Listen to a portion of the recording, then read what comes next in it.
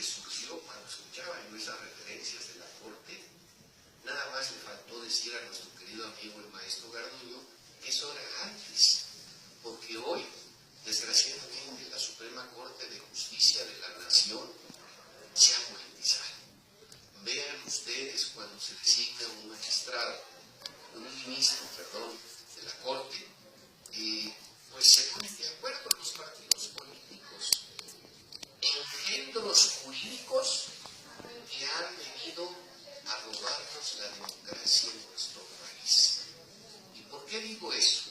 Porque, bueno, a todas luces los partidos políticos, y aquí decimos todos, me atrevo a aseverar, unos más y unos menos, no han cumplido con su función que establece la propia Carta Magna, de ser un instrumento verdaderamente para que la ciudadanía alcance al poder, pero un poder que implique servir a la sociedad.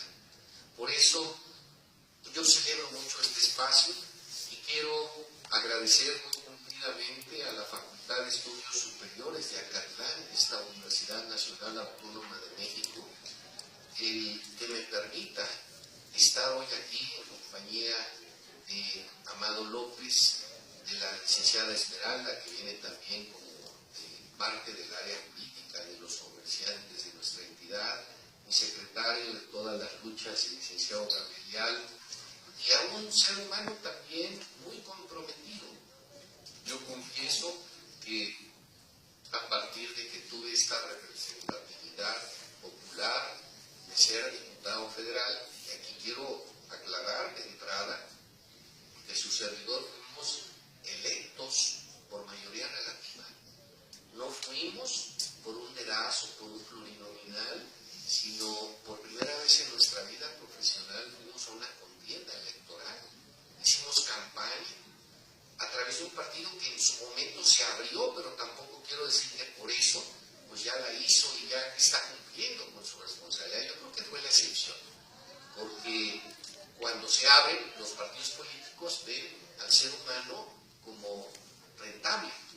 Si les generas votos, porque eso implica recurso económico. Entonces, su servidor fue por Movimiento Ciudadano, que me abrieron. Yo no me inscribí ni me afilié a ese partido ni a ningún otro. Me respetaron esa condición y quiero agregar que efectivamente, como bien lo dijo el maestro Garduño, su servidor votó en contra de la reforma energética. Es una de las mayores satisfacciones que como representante popular llevo en mi corazón. Les comparto que un día llegamos al recinto legislativo y estando en la Cámara, en el salón de plenos, fue tomada por compañeros diputadas y diputados de alguna fracción, pues ya saben, ¿no?, con las manos, letreros y todo eso, y nos tuvimos la necesidad de que nos trasladaran, porque ya lo habían acordado así en la Junta de Coordinación Política, entiéndase los representantes de todos los partidos políticos representados en la Cámara, de cambiarnos a un auditorio alterno. Y estando en ese auditorio alterno donde no cabíamos, había muchas compañeras y diputadas paradas todavía, su servidor se encontraba como al centro del auditorio, y a eso de las 2 de la mañana, lo tengo grabado en el alma, ponerte de pie, dar tu nombre y decir que votaba en contra de la perversa reforma energética, es una de las satisfacciones más grandes que llevaré en mi vida. Pero quiero decirles a ustedes que independientemente de esa reforma, de esa votación en contra, su servidor votó en contra de las otras 12 reformas llamadas, entre comillas, estructurales. Y les puedo decir de cada una de ellas por qué lo hice, siempre pensando en la sociedad y en nuestro país. Es infame lo que generaron de perversidad y de entreguismo con esas reformas. Entonces, pues quiero dejar ese acotamiento, porque reitero, estar aquí en un aula universitaria nos llena de fortaleza, de vitalidad, porque esperamos ansiosamente que así como se especula, se analiza, se forman criterios, el día de mañana ustedes salgan a la trinchera y cumplan con esa responsabilidad, no solamente social, que nos obliga a todas y todos los profesionistas, sino además como mexicanas y como mexicanos. Deseo pues, con su permiso, y agradeciendo infinitamente al maestro Gabriel Garduño Calderón, al quien quería yo referir, de que tuve el privilegio de conocerlo estando en la Cámara, precisamente en esta lucha que libramos, él con esa sapiencia que le caracteriza a través de sus promociones, de los análisis que de la mano con nuestro compañero Amado López aquí presente, pudieron llevar a cabo toda esta disquisición para poder encontrar lo que nosotros en su momento hicimos nuestra, como fue una iniciativa que respondía a las necesidades verdaderamente de las y los comerciantes, de los millones de seres humanos que representan a nuestras hermanas y hermanos que estaban sujetas al régimen de pequeños comerciantes y que de una forma por demás violatoria y flagrante fueron imbuidos a trasladarnos a un sistema diferente, inconstitucional, como referiremos a continuación. Deseo pues, con el permiso de todas y todos ustedes, referirme como consecuencia primero a la denominación que me pareció muy subjetiva de este evento. Se le denominó, me llamó la atención, aquí lo quiero decir, decía nuestros cimientos. Como bien saben, de acuerdo al diccionario de la lengua española, define a la palabra nuestros como un adjetivo posesivo, que significa nosotros o nosotras.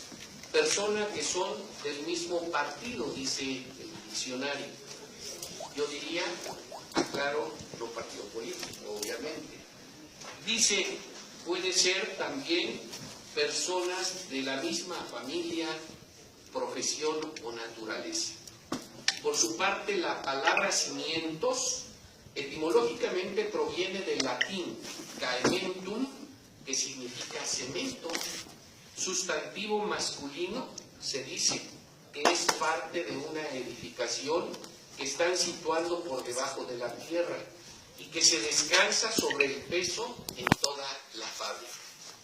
Por consiguiente es el fundamento, el origen, motivo o germen de algo, lo cual me permite afirmar como consecuencia que este evento de nombre Nuestros Cimientos tiene y debe contribuir a generar en cada una y uno de ustedes en su desarrollo profesional, a través del ejercicio de uno de los derechos más trascendentales del ser humano, como es el de la educación, como bien lo establece nuestro artículo 3 de la Constitución Política de los Estados Unidos Mexicanos, por conducto de las instituciones, como en este caso particular lo es esta máxima casa de estudios, al señalar dicho precepto, que la educación que imparta el Estado es aquella que deberá de tender a desarrollar las facultades del ser humano. Fíjense bien, de eso se trata su estadía aquí en esta universidad.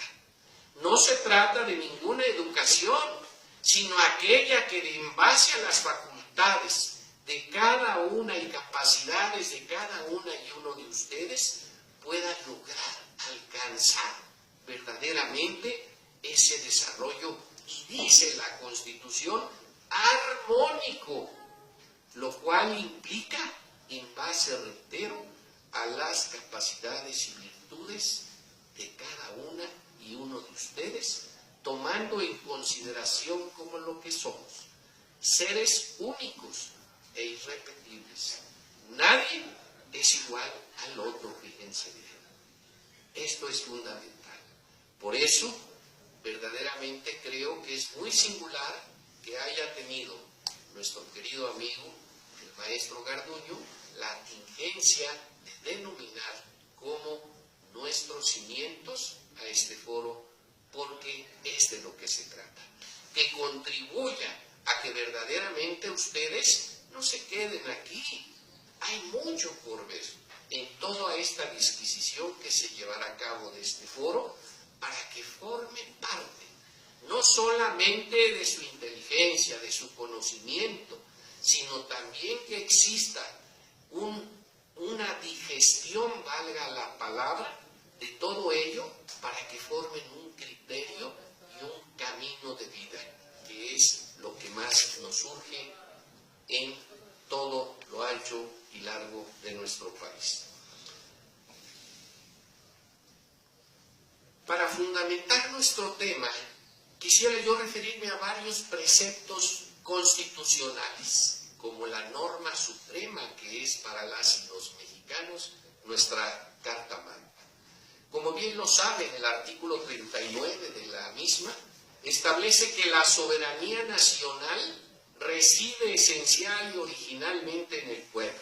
Dice, todo el poder público dimana del pueblo y se instituye para beneficio de éste. ¿Quién es el pueblo? Somos todas y todos los que conformamos la sociedad mexicana.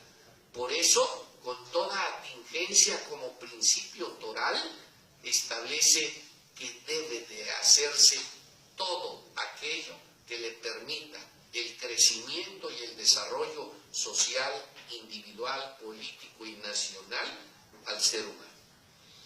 El artículo 41 establece que el pueblo ejerce su soberanía por medio, ya lo saben, de los tres poderes de la Unión.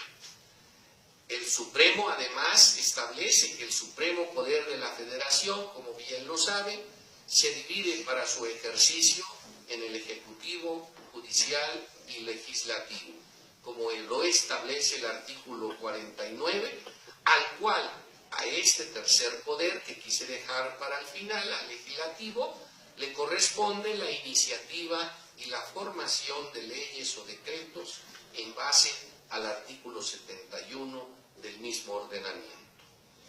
Quisiera entonces, en este ámbito, que nos refiramos a Juan Jacobo Rousseau, a través de una obra que me parece extraordinaria, que seguramente ya leyeron, y si no lo han hecho, les invitaría a aquellos que ya lo hicieron, que lo repasaran.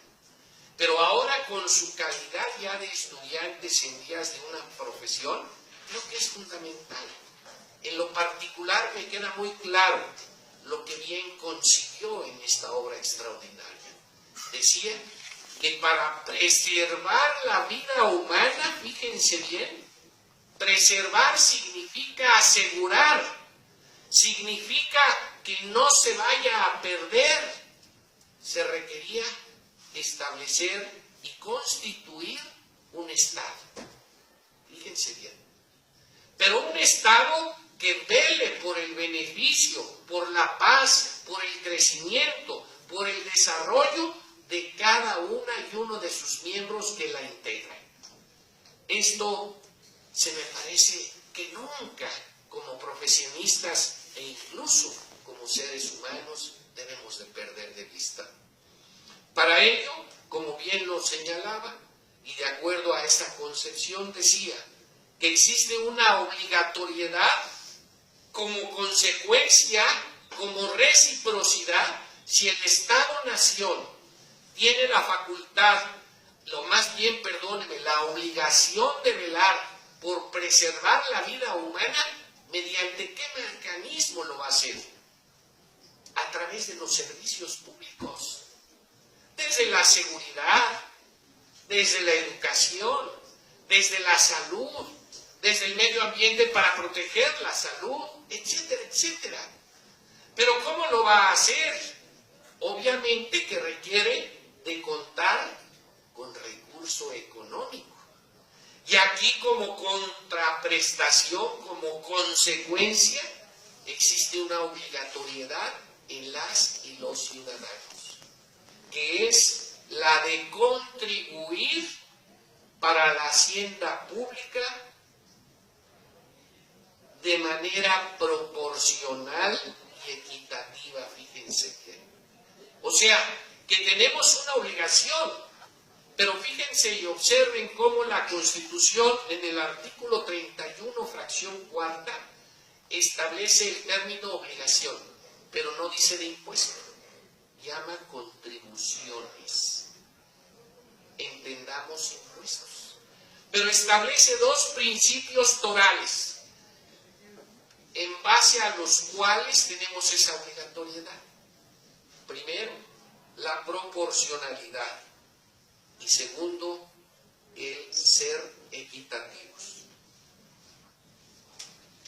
Si nosotros hiciéramos una interpretación sistemática de todos estos fundamentos legales, constitucionales, hiciéramos esa interpretación sistemática, tendríamos que señalar que el Estado mexicano tiene la obligación fundamental como consecuencia de preservar el desarrollo, la paz de los miembros de su sociedad, para lo cual, ¿qué necesitaríamos? Obviamente, de esas normas jurídicas que así lo propiciaran. Y por supuesto, que estas normas vinieran a ser congruentes con lo que establece nuestra norma fundamental, como norma suprema que corresponde a nosotros como derechos humanos. Por eso existe una supremacía constitucional que la misma señala. Ahora, todo esto que acabamos de referir, lo hacemos para tener un marco referencial que vendría siendo los fundamentos de nuestro tema. Pero ahora vamos a una realidad. ¿Cuál ha sido esa realidad que por demás es lamentable? Con fecha 11 de diciembre del 2013, es publicado en el Diario Oficial de la Federación el decreto por el que se reforman, adicionan y derogan diversas disposiciones de la Ley del Impuesto al Valor Agregado, de la Ley del Impuesto Especial sobre Producción y Servicios, de la Ley Federal de Derechos, se expide como consecuencia la Ley del Impuesto sobre la Renta y se abroga la Ley del Impuesto Empresarial a tasa única y la Ley del Impuesto a Depósitos en Efectivo aprobados por el Poder Legislativo. Esto es, la Cámara de Diputados y de Senadores de la 62ª legislatura del Congreso de la Unión, de la cual un servidor, por supuesto, como acabo de señalar, votamos en contra por ser y considerarlas inconstitucionales, entre otros, por no responder a lo que dicha norma señala, que es respetar los principios de la proporcionalidad y de la equidad. En cuanto a que las contribuciones entendamos, los impuestos que las y los mexicanos tenemos la obligación de entregar al Estado para la prestación de los servicios públicos que, reitero, deberían de ser proporcionales y equitativos.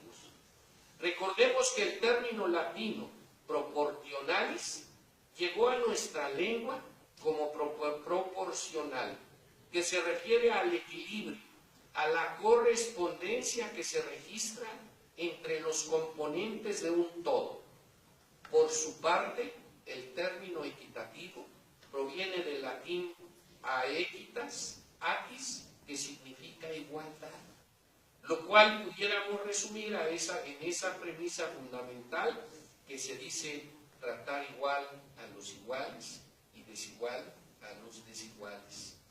Por lo que dichas reformas violentaron, a nuestro juicio, flagrantemente los derechos fundamentales de un sector importantísimo de nuestra sociedad, a los cuales en forma más específica se va a referir esas afectaciones a nuestro querido amigo y compañero Amado López, quien va a hablar en esos términos. Por eso convenimos nosotros abriéramos primero desde el punto de vista legislativo de todo lo que se vivió y de lo práctico que ellos estuvieron y están sufriendo y viviendo todavía. Señalábamos que esta reforma generó una sustitución de trasladar del régimen de pequeños contribuyentes al régimen de incorporación fiscal, con la transgresión de los principios señalados con antelación, como lo es el de la proporcionalidad y el de la equidad. Quiero destacar, fíjense, la serie de acciones que tuvimos que hacer en la Cámara de Diputados para dar la batalla que nos correspondía en nuestra calidad de representantes populares. Quiero, para que ustedes entiendan a cabalidad de qué estamos hablando, que estas reformas, estas normas vinieron a afectar a todas aquellas personas que estaban sujetas al régimen de pequeños comerciantes, que son aquellas personas que están en un tendajón, que están en un mercado, que venden incluso sus productos del campo, de los taxistas, de los transportistas, de los que tienen un tendajón, una papelería, para que tengan ustedes una idea. Todo esto es verdaderamente lamentable. Derivado de lo anterior y conscientes de esa afectación que dichas normas generarían y que generaron a millones y millones de mexicanos, quiero decirles a ustedes que 172 diputadas y diputados promovimos el 10 de enero del 2014 la acción de inconstitucionalidad para combatir dichas normas, reitero, a todas luces violatorias a los derechos fundamentales de millones de seres humanos. Creo importante destacar que la acción de inconstitucionalidad que promovimos tuvo por objeto plantearle a la Suprema Corte de Justicia de la Nación la contradicción que existía y existe a nuestro juicio entre una norma de carácter general y la propia Constitución, atendiendo a lo que establece la fracción segunda del artículo 105 de nuestra norma suprema, promovida por la suscripción, reitero, de 172 diputadas y diputados de los 500. En este precepto establece como requisito para poder hacer esa promoción que sea suscrita dicha acción por el 33% de las y los diputados. Nosotros con esos 172 generamos el 33.6%, para poder que tuviera ese sustento legal, lo cual exige el numeral segundo de la fracción A del propio ordenamiento del 105. En este sentido, quiero destacar que las y los comerciantes sujetos al régimen de pequeños comerciantes agraviados por dichas normas, entiéndase a los llamados repecos, particularmente el estado de Morelos, encabezamos esta defensa. Fuimos los primeros que hicimos manifestaciones. Yo recuerdo donde nos encontrábamos en una ocasión, derivado de ello, en uno de los mercados que tenemos periféricos, concretamente en el de la Carolina, donde salimos rumbo al centro de Cuernavaca a manifestar nuestra oposición a esta infame reforma.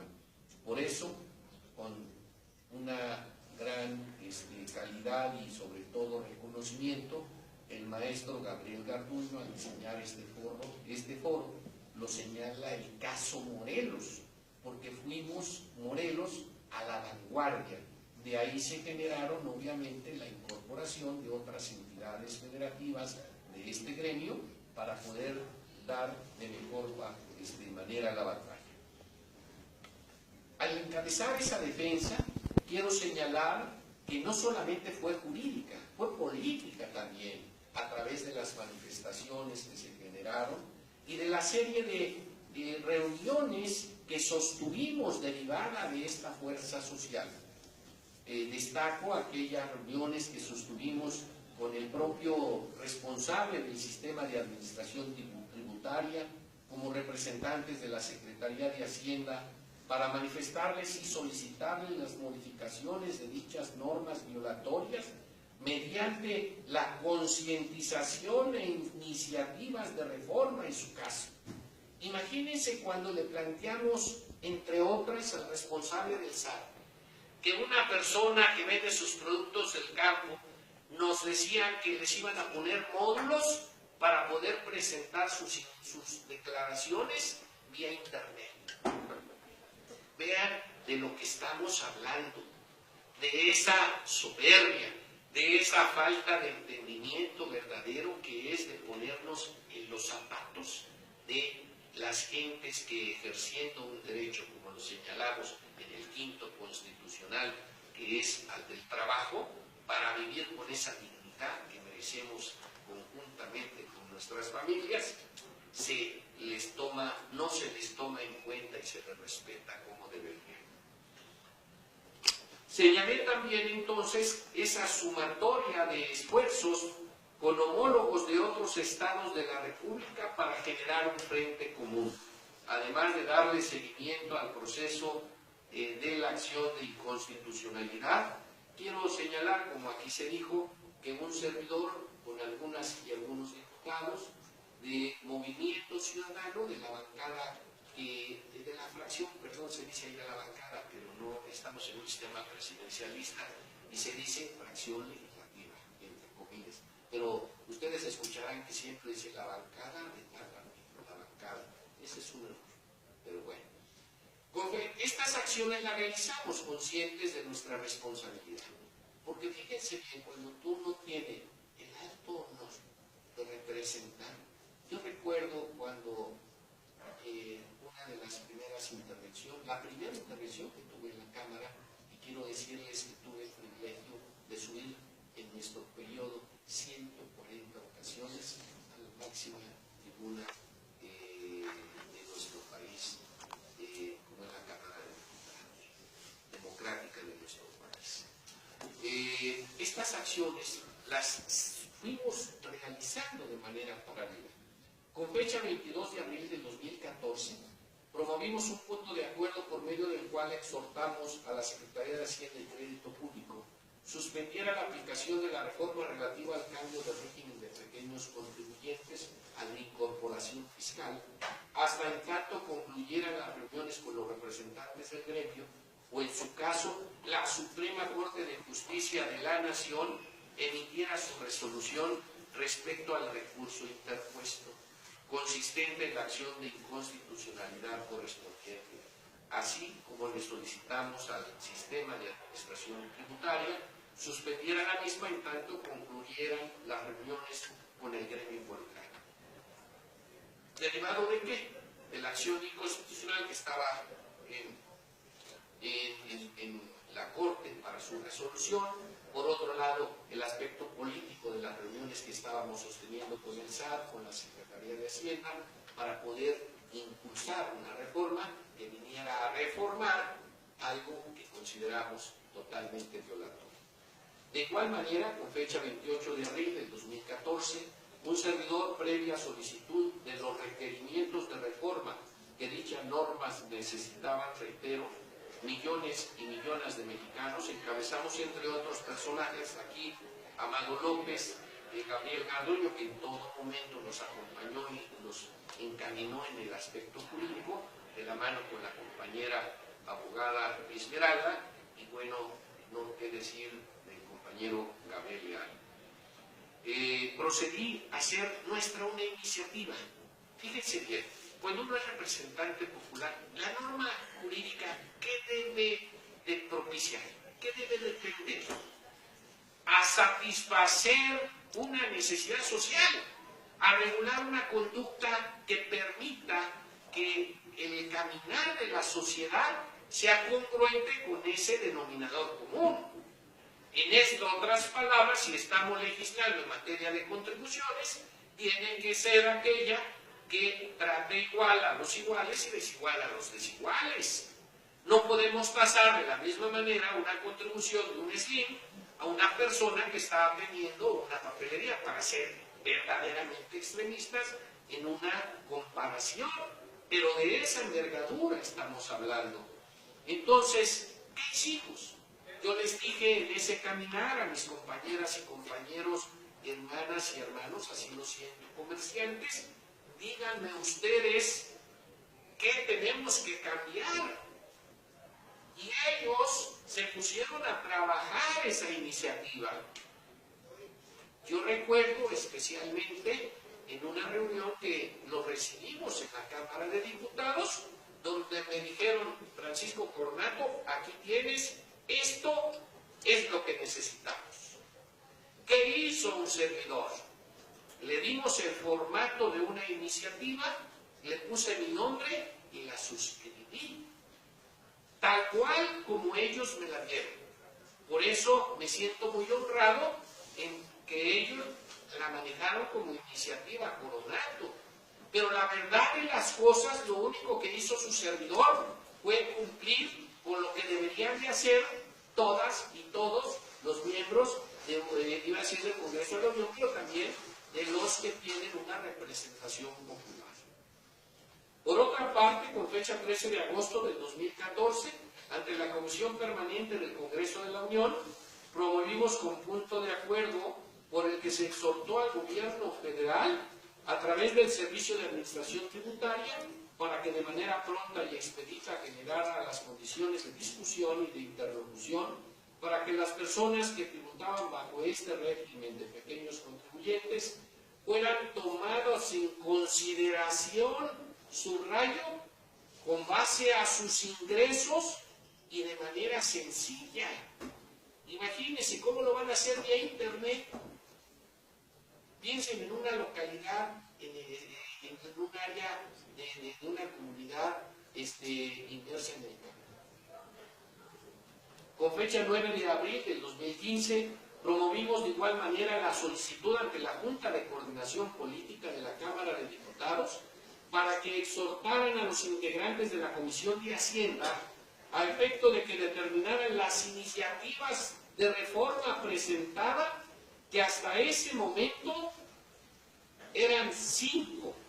Una de ellas era la de su servidor. Cuando se dio esto, algunas otras fracciones legislativas de la Cámara de Diputados empezaron a hacer sus propias iniciativas. Algunas, reconozco, tomando en consideración algunos puntos, nada más de lo que nuestras compañeras y compañeros comerciantes requerían. La única, y se los digo con gran orgullo y satisfacción, que cumplía al 100% a la demanda de ellas y de ellos, era la que suscribimos nosotros. Porque, reitero, lo único que hicimos fue darle el formato, ponerle el nombre y la firma para hacerlo con esa calidad de representante popular.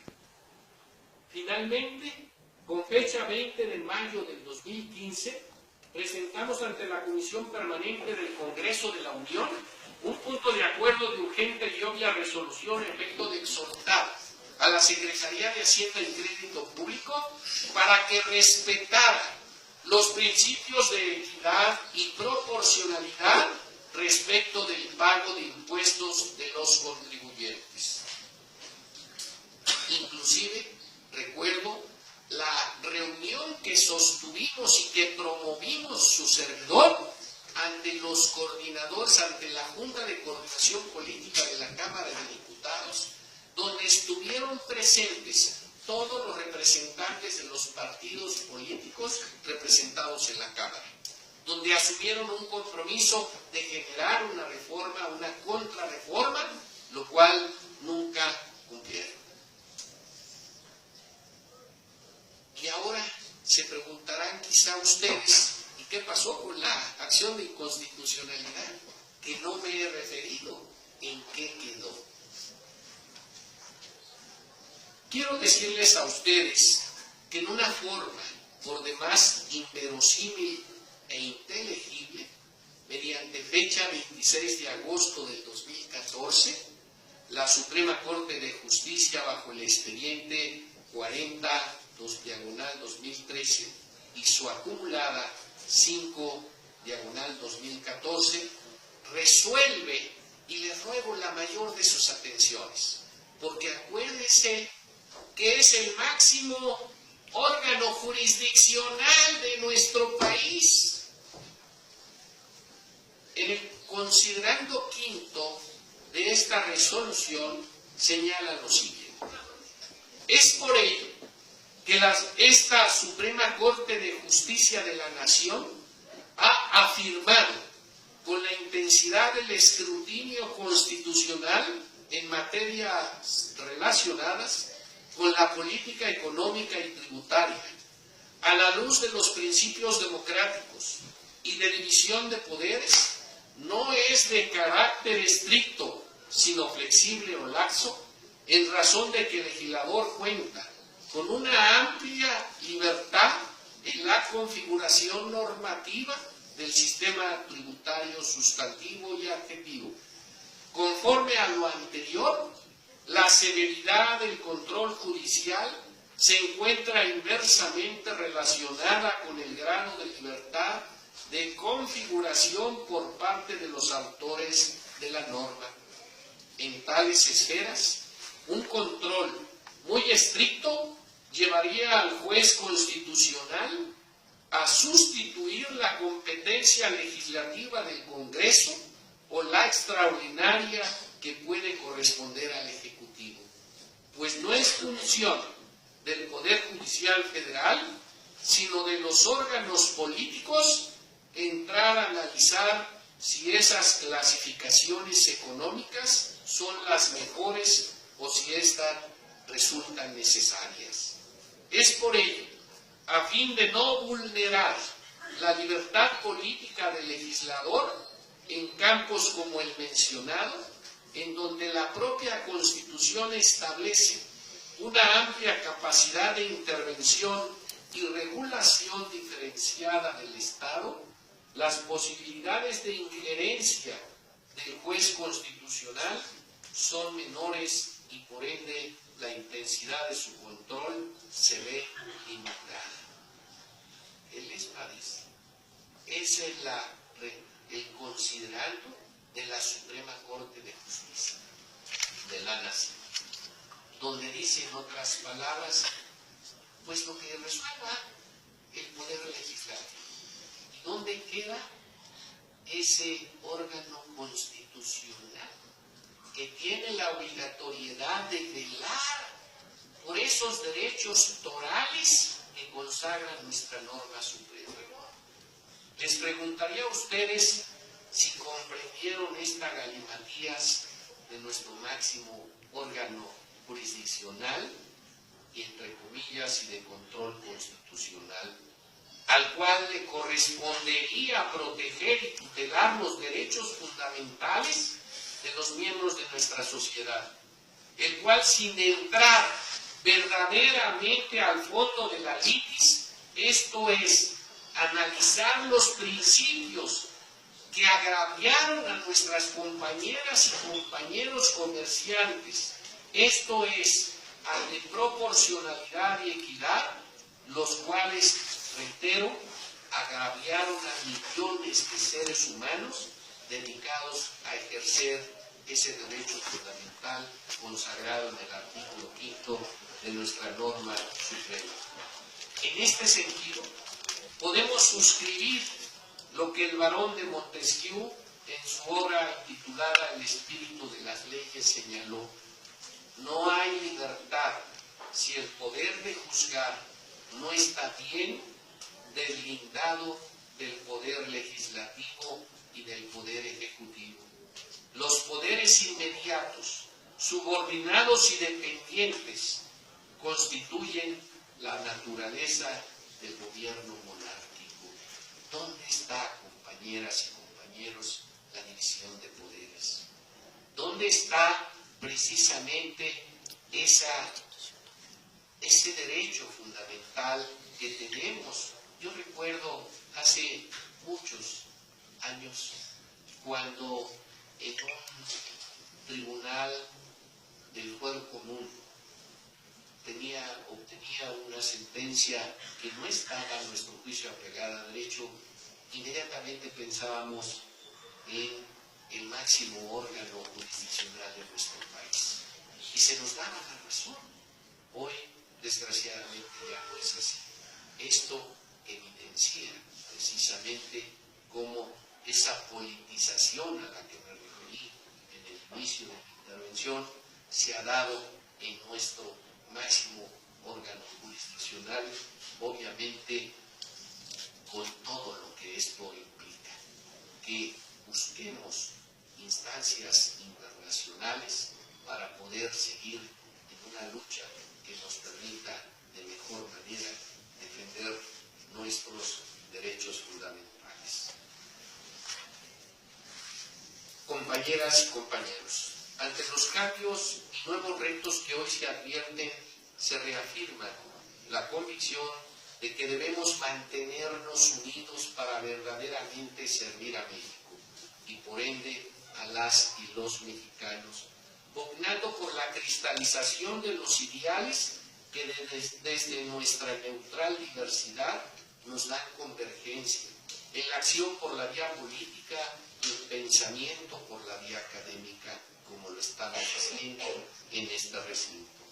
El rescate del humanismo y de sus valores en la realidad pública, social y privada, la defensa irrestricta a nuestro Estado de Derecho, que hoy es fundamental, así como seguir fomentando la democracia verdadera como una forma de vida para las y los mexicanos, en el marco de un nacionalismo incluyente, han de seguir siendo motivos de nuestra decidida participación en la histórica evolución del México de nuestros días. Pero ¿saben qué? Los necesitamos a ustedes también. Necesitamos que se pongan la camiseta, que entiendan que salir de una institución como esta implica asumir un compromiso verdadero, primero con nosotros mismos, con nuestras familias y con nuestro país. Es infame lo que se está viendo allá. Yo les puedo, con esa experiencia, en muchas de las veces no grata, pero en aquellas sí, por haberme mantenido en la congruencia y en la responsabilidad absoluta hacia mis representados. Yo les decía que en mi primera intervención en ese recinto legislativo fue exhortando a mis compañeras y compañeros diputados a que nunca perdiéramos de vista el que estar ahí 500 seres humanos, miembros de nuestra sociedad, y 128 senadores que conforman el Congreso de la Unión, teníamos la responsabilidad de legislar de mejor manera y de frente a más de 120 millones de seres humanos que representan. Así de sencillo, pero así de grande la responsabilidad que tiene uno que entender. Yo les invito por ello y hago votos porque este foro denominado Nuestros Cimientos permita contribuir verdaderamente a que cada una y uno de ustedes incentive en sus conciencias la necesidad de contribuir con esos cimientos nacionales que nos permita forjar verdaderas instituciones que con orgullo y credibilidad cumplan con las funciones trascendentales que el Estado-Nación, acuérdense siempre, bajo esa premisa del contrato social, tenemos los verdaderos profesionistas que hayamos sido formados y forjados con esos cimientos, entre otros, el de la honestidad, la responsabilidad y el alto sentido social más grande que puede tener un ser humano, como también nacional. Yo recuerdo, nada más para que a veces uno no se da cuenta de lo que acontece en la afuera. Y también yo les quiero exhortar a que estén ustedes ávidos de estar atentos. Hay el proceso legislativo, ustedes recordarán, culmina con la publicación, que suena tan fácil. ¿Y qué es la publicación? ¿Cómo se hace la publicación? Pues simplemente publicarlo, valga la redundancia, del resultado de esa norma, de ese decreto, en el periódico oficial. Que suena tan fácil, pero ahora la pregunta es, ¿cómo se le va a dar esa publicidad? ¿Cómo se va a enterar ustedes, que son estudiantes de una licenciatura, de qué se está aprobando allá? Una de las iniciativas que hicimos fue que a través de los medios de circulación en los tiempos del gobierno pudieran extractarse esa publicación de dichas normas para que la sociedad se entere. Les voy a poner 2 o 3 ejemplos rápidamente, ya estoy abusando del tiempo, pero solamente para que se den idea. Yo les preguntaría, y levanten la mano, ¿quiénes se enteraron de que modificaron porque yo voté en contra, de la reforma al 27 constitucional, donde se les da ese derecho a la propiedad privada en franjas fronterizas y playas a los extranjeros? ¿Quién se lo sabía? Y fíjense cuántos estamos. ¿Saben de la gravedad que hablamos? Eso sería simple y sencillamente, y por lógica, es un lugar estratégico para seguridad nacional. De un plumazo llegaron la barredora y bajo aquella no denominación del Pacto por México, en una mañana echaron abajo esa propiedad privada para las y los mexicanos. ¿Quién se enteró de que para los efectos del amparo le quitaron la calidad de autoridad responsable al Ejecutivo Federal? ¿Quién se enteró? ¿Lo sabían? Entonces fíjense de lo que estamos hablando. Necesitamos asumir un compromiso más allá de estas 4 paredes. Yo les invito que de aquí, ojalá salga algo más allá. Que esa incentivación a la que yo me referí pueda derivarse a lo mejor en grupos de trabajo que estén sacando en el diario oficial y que discutan lo que se está dando.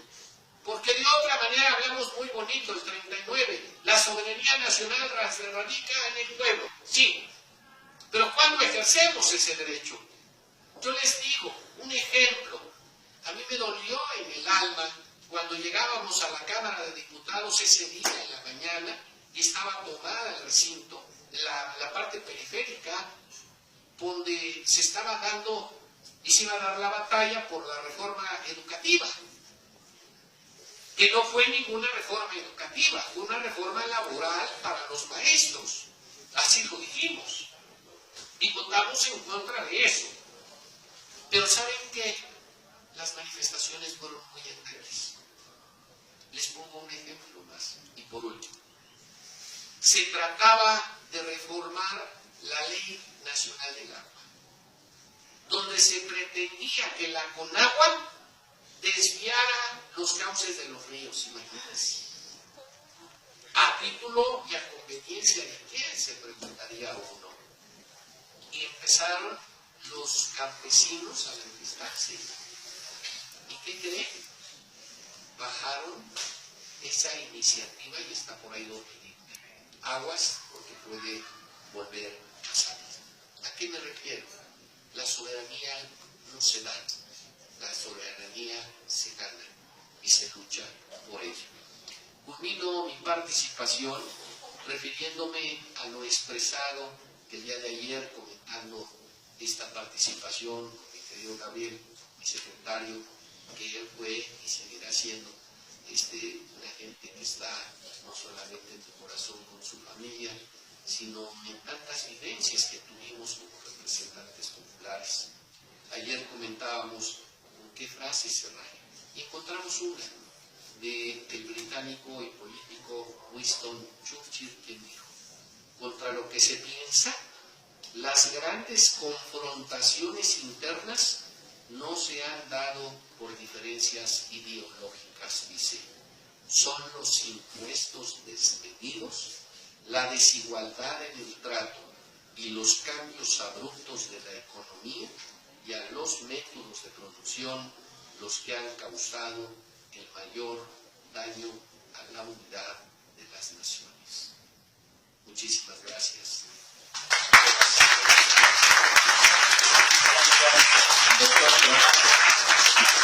Doctor Paco, gracias y me da mucho gusto escucharte y escucharte aquí, igual que